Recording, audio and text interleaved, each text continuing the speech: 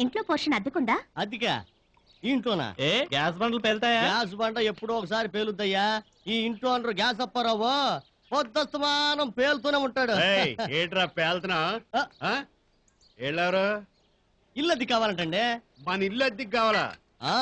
మన ఇంట్లో దిగాలంటే ఎంత పొజిషన్ ఉండాలి వీళ్ళకి చెప్పావా? అదే చెప్పబోతున్నాను. చూడు బాబు, చిన్నపిల్లలకు కనిపిస్తున్నావు. ఇంతకు ముందు ఇంట్లో అద్దెకి ఎవరు ఉండేవారో తెలుసా? అదిగా ఆ ముగ్గురు. ఎవరు? వాజ్పేయి, అద్వానీ, వెంకయ్యనాయుడా? అదేలే, పేర్లు గుర్తులేవు, మొన్నటిదాకా ఉండేవారు. అంతకు ముందు ఆ పైన ముగ్గురు ఉండేవారు. నెహ్రూ, భగత్ సింగ్, బోసు ఉండేవాళ్ళ? వీళ్ళ తెలుసా నీకు? అంతకు ముందు ఎవరు ఉండేవారో తెలుసా? అదిగో ఆయన. ఎటు వినాయకుడా, గ్యాస్ వద్దురా. ఎప్పుడు సొల్లు మాట్లాడకూడదు. మాట్లాడితే ఇక్కడి నుంచి రావాలి. అసలు అయ్య బాబాయ్,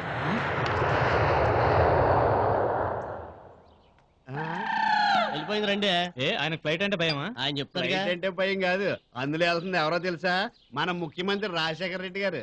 నన్ను చూసేయడానికో ఎరా కళ్ళు కనపడతాం లేదేట్రా అని కండక్టర్ తో చెప్పి విమానాన్ని పొలాల్లో దింపేసి నాకు కబురెడతాడు.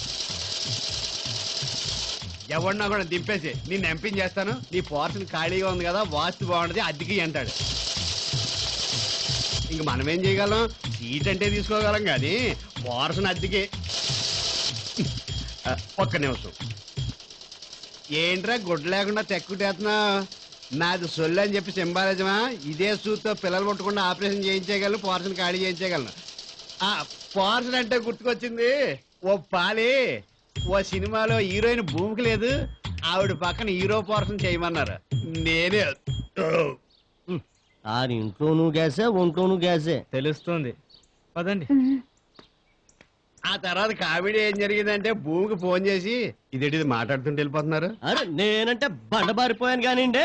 బండ జాగ్రత్త చేద్దావా?